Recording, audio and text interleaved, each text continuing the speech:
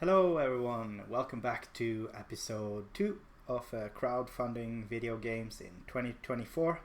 My name is Kenny and we are at stages in the project. So, as a person that is learning how a crowdfunding project is set up, you need to be aware of all of these stages before you even start your project. Or else you're gonna have a hard time, like I did, in certain parts of your project. If you don't know what's gonna happen in your post-campaign section here, when you are setting up your campaign, you're gonna, you have to kind of learn on the fly and make mistakes on the fly, which is bad. You don't want to do that. I got a little bit of advice when I was setting up the campaign that I did from other people, but then again, at that time, I didn't even really know all of the questions that I should ask. So I think that this video would have been helpful for me at that point in time, and this is why I'm making it. So there we go. In your project, you're going to have a few stages. We have what's called pre-production. Pre-production is before the campaign has gone live. So this is where you are producing your assets, meaning artwork, video, content for the crowdfunding page, and setting up all of the items that are going into the campaign, like what are you offering, blah blah blah blah blah blah blah blah.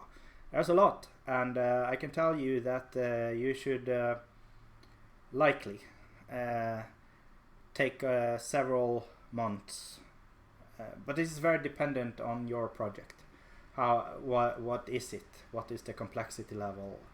Like, in our case, I think we had about 3 months of pre-production.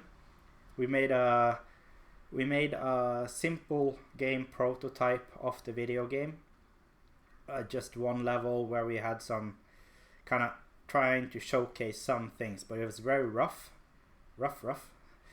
And then we had a proper video production, and content.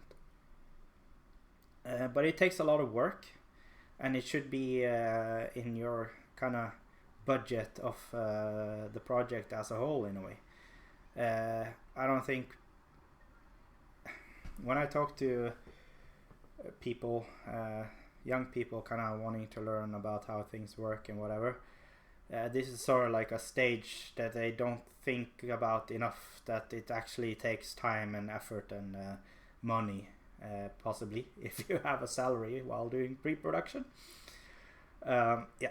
So we have this stage called pre-production. Then you have the campaign itself, which surprisingly this video series will not talk too much about, because that is sort of like your marketing world. You kind of have to get people into your campaign and supporting it. And then you have the post-campaign, which you really need to know what's gonna happen in your post campaign. This is after you're successful. See, the thing is that, for example, on Kickstarter, once your campaign is completed, well, you have all your backers kind of like in a sort of like a simple data system. But what every creator I know about do is to use a post-campaign service, for example, BackerKit, where the point is that this service helps you do a lot of things in your post-campaign, which is important. And I don't think that the built-in service in Kickstarter is good enough. This has to do with how to change address for backers, or doing pre-orders, or there's just a million little things, but I will get into those. And then you have the fulfillment stage. Is this last stage where your project is actually getting shipped and sent out to people. But you're gonna notice in this video series that this is like a web where it goes back and forth. Oh, did you think about that in your pre-production? Because when you do choices that you do now affect you in the future, and you don't want to regret your future self. Let's just put it that way. Okay. Let's move on. I will go into detail with kind of like what's important for each of these stages in this series. So, what does it take to succeed with a Kickstarter campaign? Well, first of all, getting crowdfunding money is not free money in hyphens, right? I've heard this too many times. People think that, you're just getting money. And it's just like there was no consequences to getting that money. You just get it. No. When you do a crowdfunding campaign, it's an obligation. If you don't meet that obligation, it's bad. And very, very, very stressful, right? So you don't want to do that. It also has costs associated with it that will kind of follow you. Because, I will get into that later in the series, but it's a much longer tail on crowdfunding projects, meaning that you'll have to do support for the project for a long time. There might be late backers kind of coming in, where's my package or something. Like, it's not free at all. Somebody is getting salaried to kind of deal with all this stuff, most likely. Anyway, you should think about if your project is a good fit for crowdfunding. What I mean by that is, does the project already have an audience that exists, that wants it, and wants to support it in such a special way, such as with crowdfunding? Ideally, your project has some sort of IP that people recognize. That is a huge boon for crowdfunding, because they might want to support your game project because they like the IP, for example. But it will be really hard in 2024 to kind of come out of nothing with just like a game idea on Kickstarter and a concept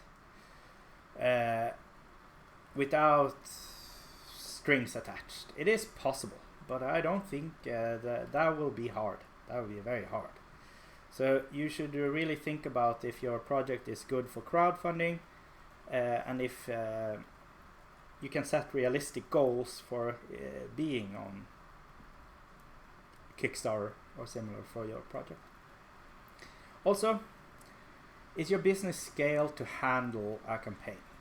What I mean by that is that your game development business, well, you'll need, there's like a large amount of community management. There's a large amount of paperwork and follow-up and such with everything that you're dealing with. For example, if you're doing physical, which is like a huge own chapter in this series, like that is a large job, right? Like if you're 3 guys in the basement making a video game, yeah, you might be able to pull this off, but you will also tear your hair out, because you need to have, I think that the business needs to be scaled in order to kind of handle things. Like in our case, we were 8 people working on the game itself, where I was the lead. I did most of the handling of paperwork and stuff with everything from manufacturers to shipping and all. And Rain Games, you know, we are scaled enough, even though it's a small indie company. I think at the time we were like 15 people in total, in order to kind of handle this. But it's still hard. Like, yeah, you should just be aware that you need to have a certain amount of people kind of like in your business to kind of be able to deal with all of it. Also, doing a Kickstarter campaign, just the campaign itself is hard work in terms of marketing and kind of pre-production and all. It takes a lot of effort, at least if you want to succeed and have a good project. So it's not free. It takes a lot of work, and also, you know, we have to you put an extra pressure onto the project, because you're gonna disappoint a lot of people that already are stakeholders in your project if you fail.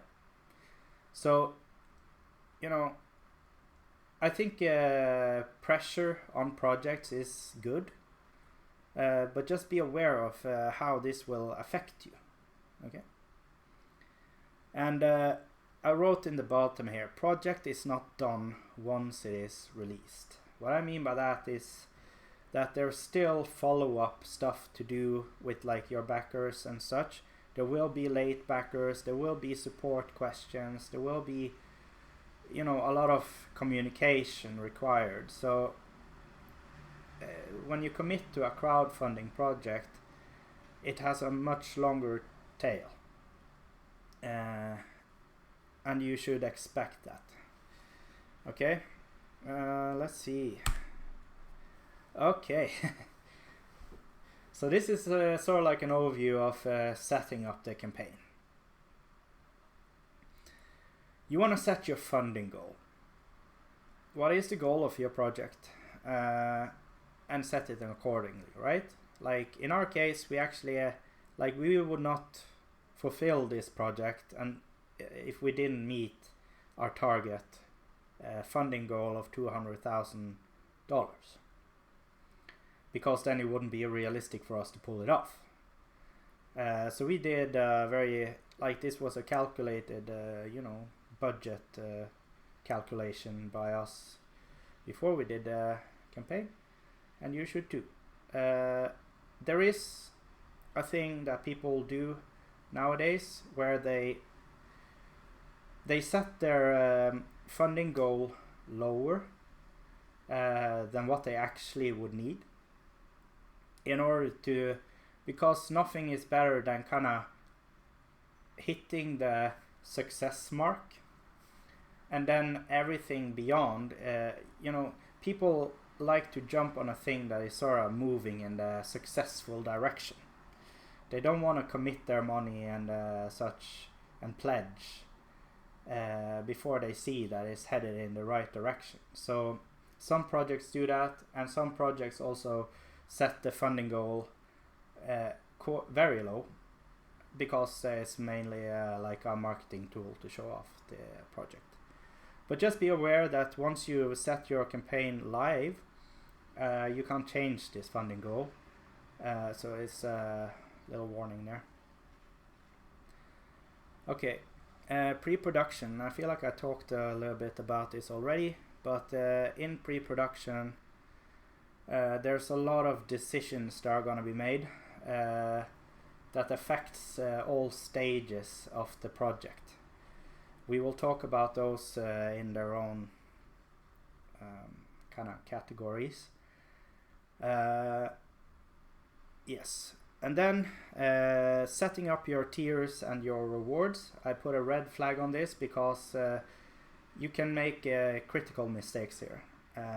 For example, you set your pricing too low on an item, and then later on, let's say 3 years later, that price was just too low in order to kind of fulfill an item or whatever. So there are risk stuff there. Physical items. This is the most dangerous part of a crowdfunding project. Things like digital rewards, easy to fulfill as long as you manage to make your game and complete it and release it on Steam or GOG or other platforms. You can just give people a digital key and they download that and they get the game. Great! Every digital reward ever, super easy.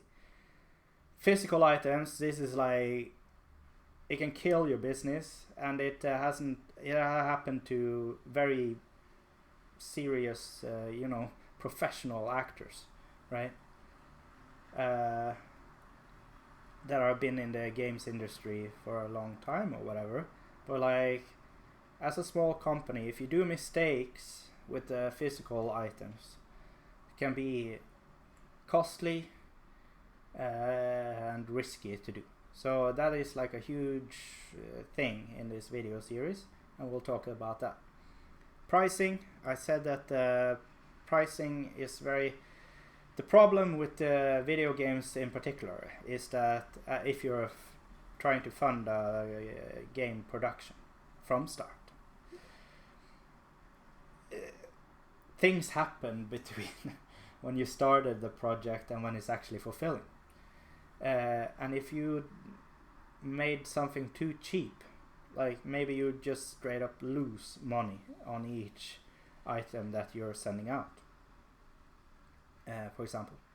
So this is a red flag where if it's not set up correctly before the campaign goes live, you will have pain in the future.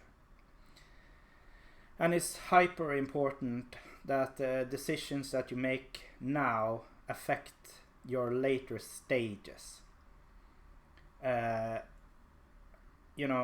This comes down to everything from how you are setting up shipping for your physical items, if you do, how people pay for things, later down the line. So just really make yourself familiarized with each stage in the project. I will go into detail on certain things going forward. Okay, I'll end this video here, and next video we'll talk about pre-production. See you.